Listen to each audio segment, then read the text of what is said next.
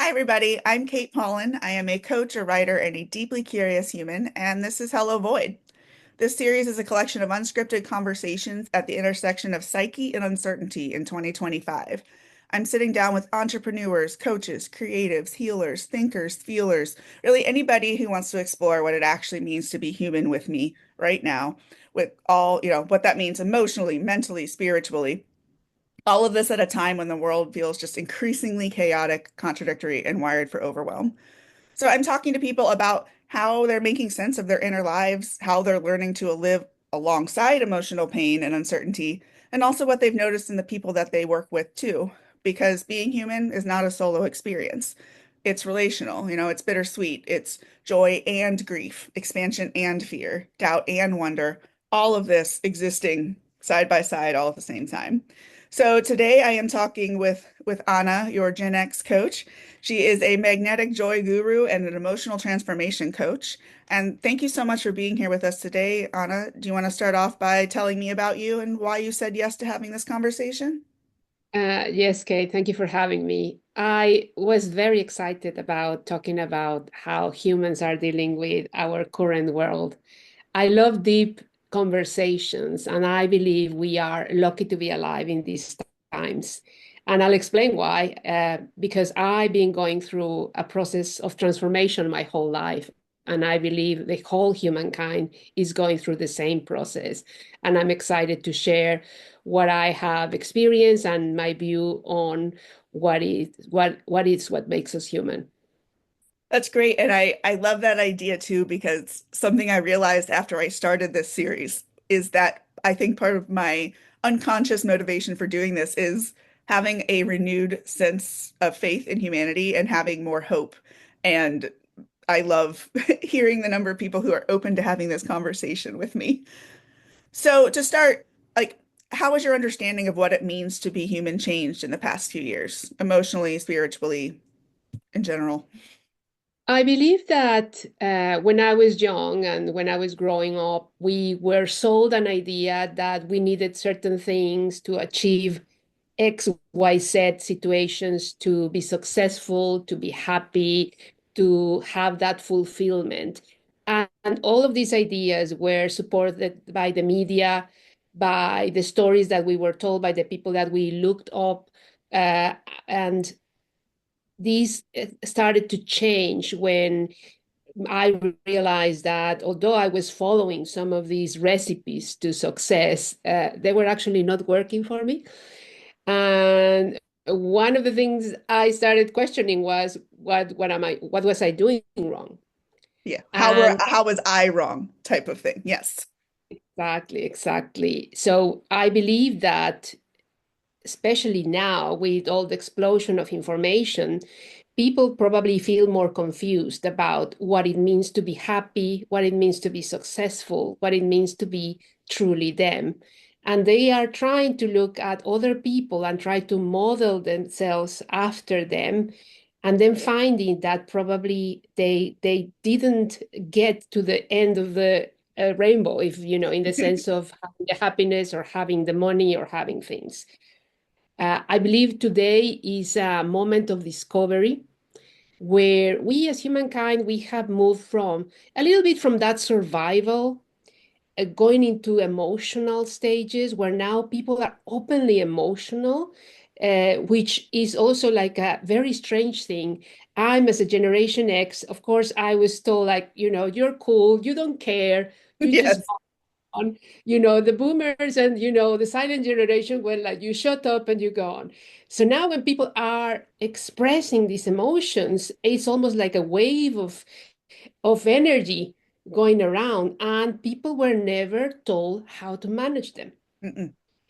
And I believe the key of that transformation starts with managing your emotions. It's true. I think that a lot of people, I'm what I call a geriatric millennial. So I'm on that older side of the millennial, kind of close to the Gen X. And I think so many of us were taught to stuff our emotions down, that if we were experiencing emotions, that we were wrong for doing it, and that It's something that we should keep hidden. It's something that we shouldn't show other people. We should be ashamed, basically, that we are having what, in my opinion, is a human experience. And I love seeing more and more people like bringing more light to these things that we've previously kept hidden. In your work with clients and just in general, like what emotional patterns and struggles do you see people wrestling with the most? I would say first, accepting they have certain emotions. Yes. That's the first step, and I went through that as well.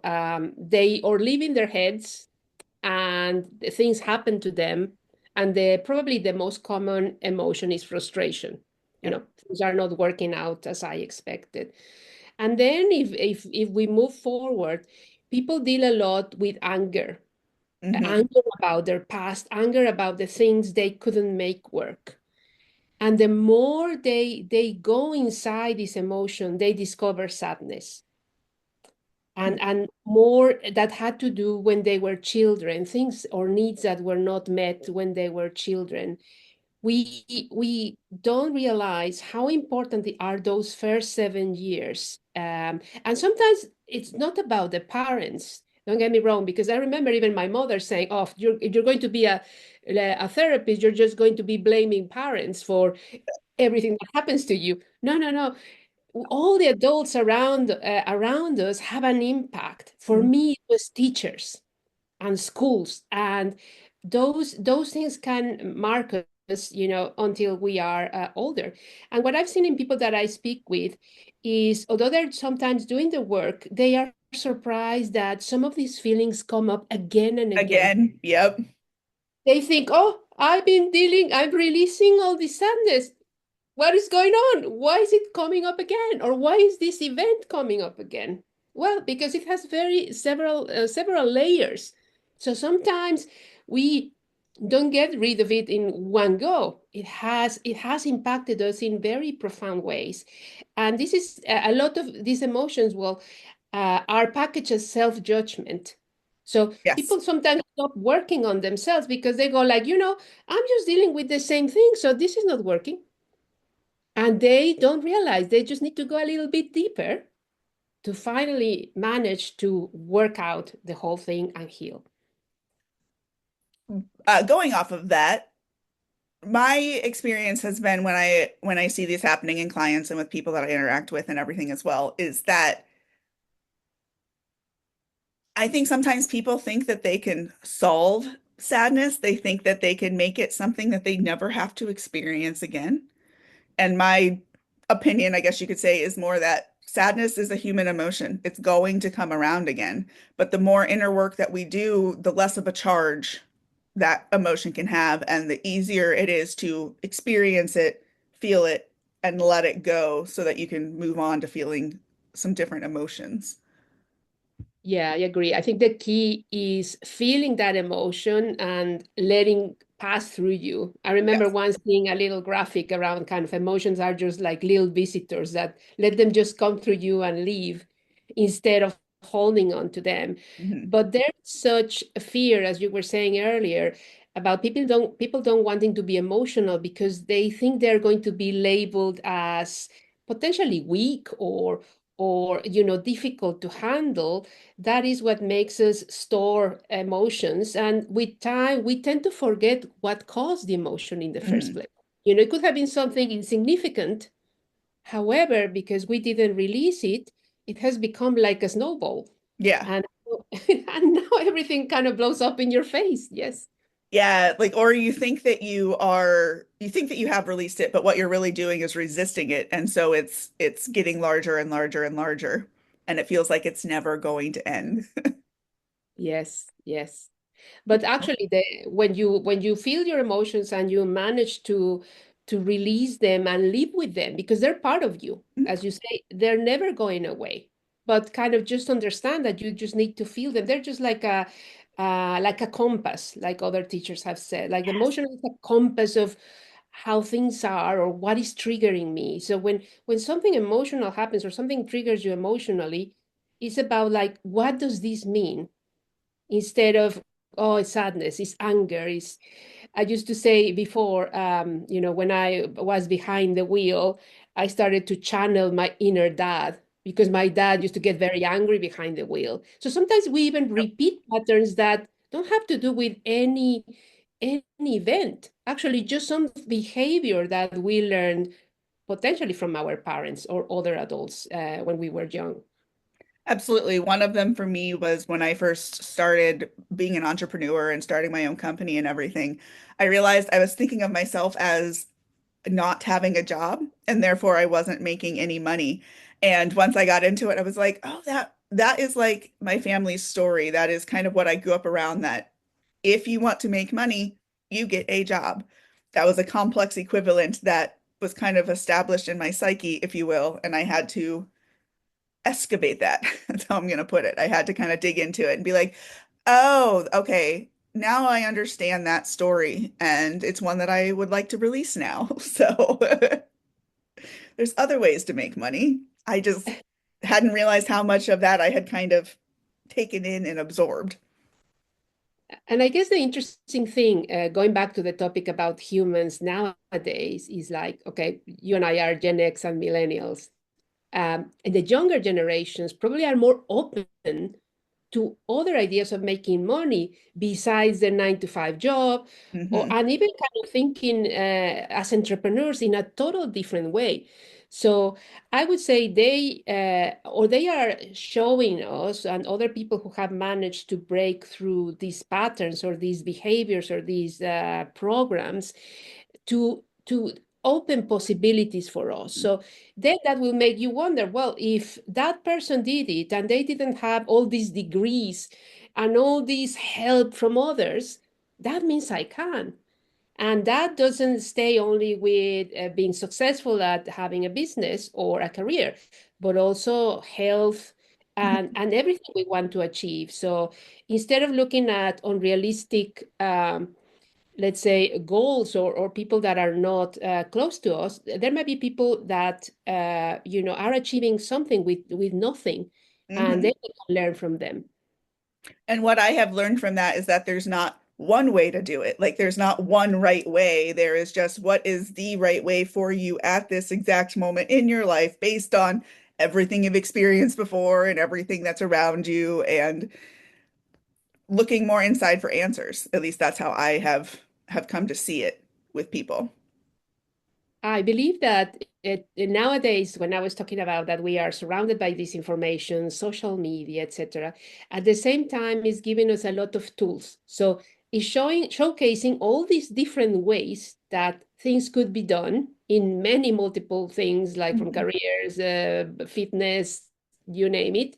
And I believe that is making us more flexible because obviously when you come from older generations, and I have to give it to the silent generation and to the boomers, when I see them change, I go like, wow, you have broken your patterns, and I give that to the times we are living, where we are flexible, and we, as you were saying, there's not only one way of doing things, but also we are all different. Mhm. And obviously, what works for you might not work for me. And I believe having tools that allow us to understand what is our potential, what potential gifts that we could have or use, but not limiting ourselves to those. I think it's a great way of starting and achieving the things you want. I agree. What do you think people are really longing for right now? It's interesting because if I see the younger generations, I would say they are longing for happiness and also for connection. I believe there is a big sense of loneliness that probably was created by the situation we lived like some years ago, and that made people feel on their own, that they were on their own. So people now are wanting to be connected. Sometimes, technology could be a good thing, but sometimes that technology has made people just to deal with technology and not with humans. And also the happiness thing, the happiness goal. I guess many people follow it or look for it as a goal that you can be happy all the time. An in But at the destination. Yep. Yeah, but at the same time, is the happiness requires work, Hmm. requires for you to be, I don't know, doing your affirmations, doing the things you enjoy. So it's not it just comes like from above. It doesn't come from things. It doesn't come from others. It comes from within.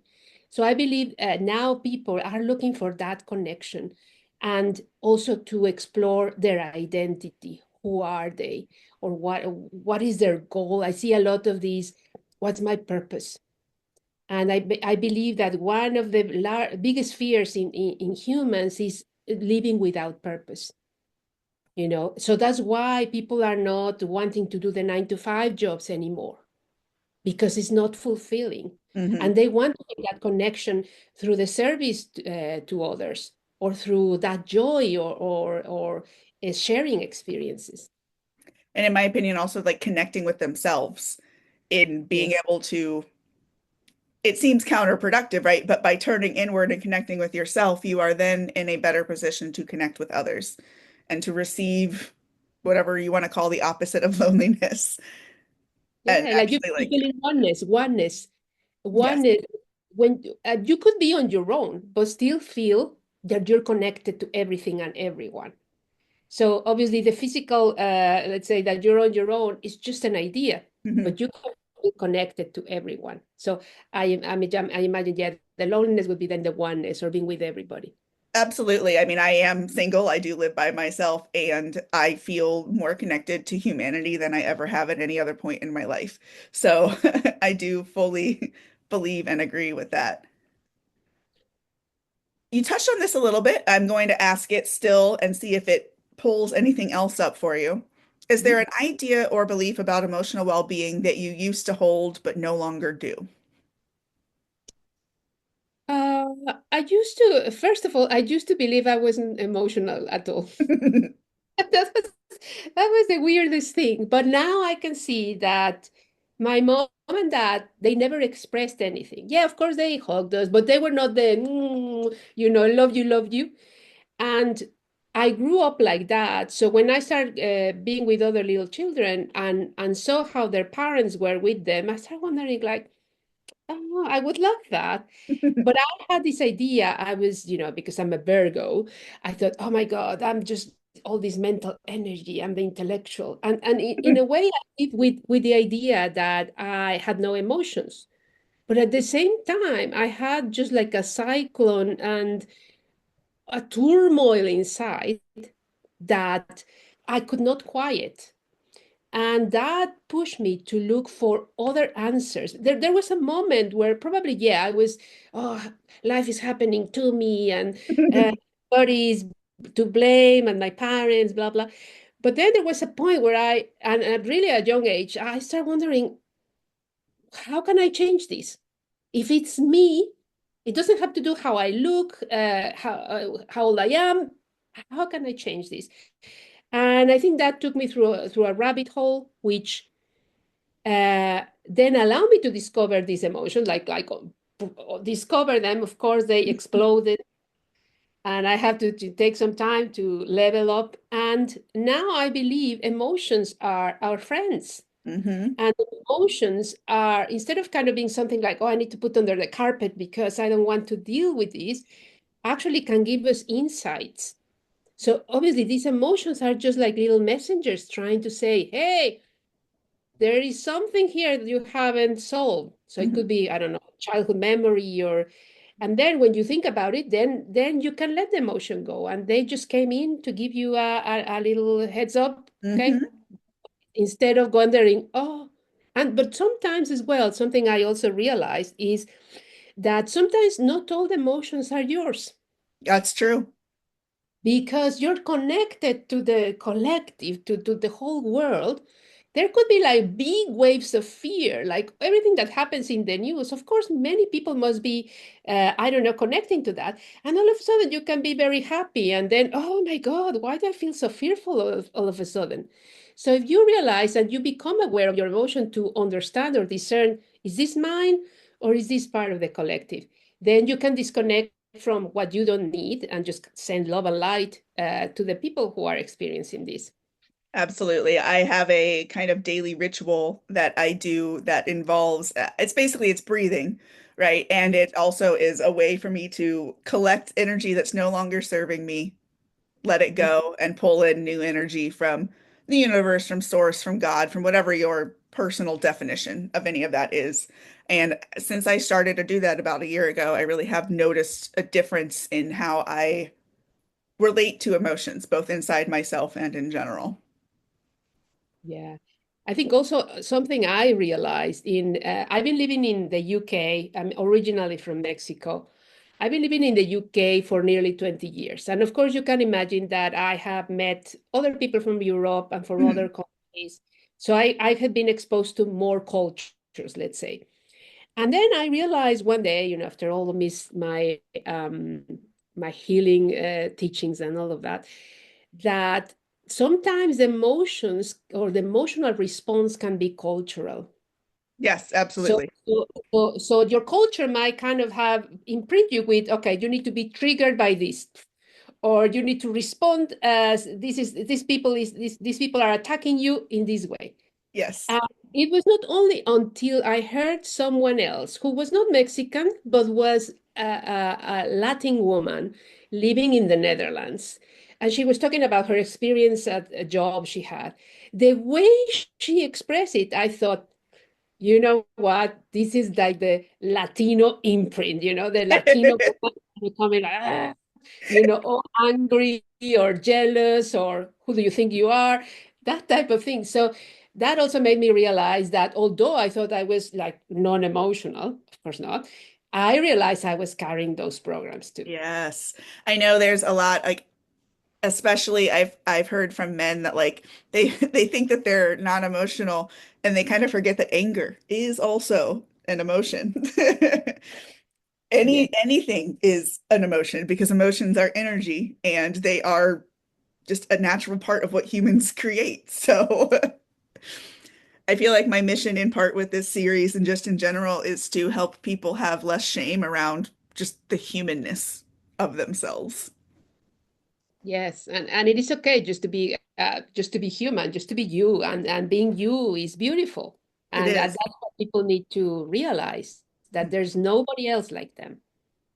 Nope. And it's a ripple effect. And when you are authentic and you're yourself, it gives permission to those around you to do the same and it ripples outward. It creates this impact and all you're doing is staying true to yourself.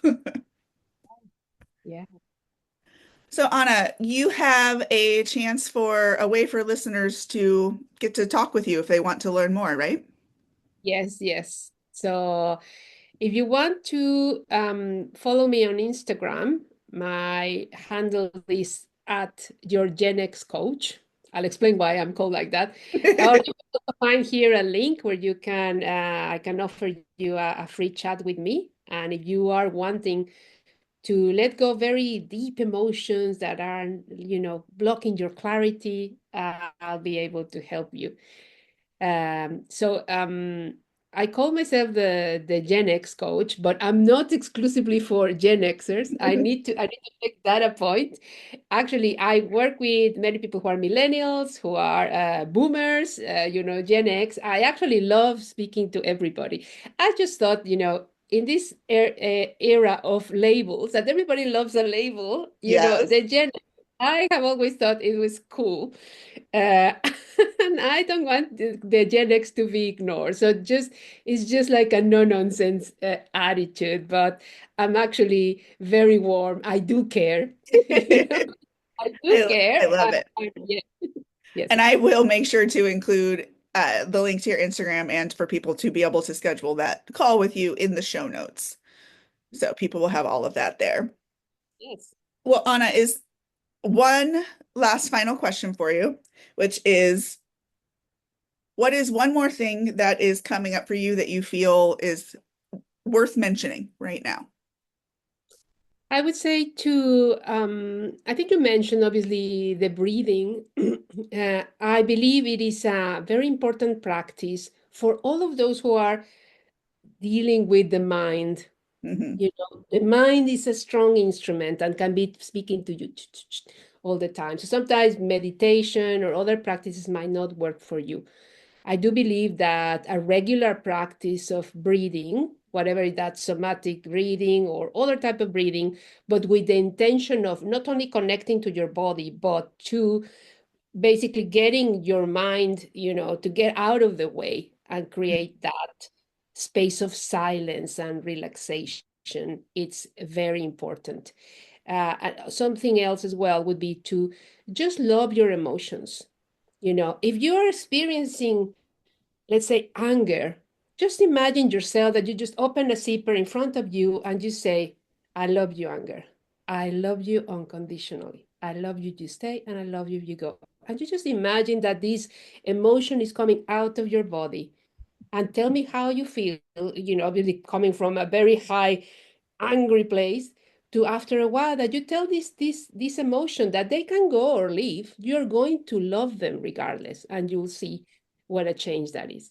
And you can use them to like basically fuel your breath in that moment too. Like I like to you do something when I'm not someone who gets angry very easily, and when I do, it is like a I feel like an injustice about something, right? And the breathing is kind of a way that I can let some of the anger out and not hurt, not in a reactive way, not in a way that might hurt someone else or myself, but it gives me a direction to be like, okay, I'm letting this go by breathing it.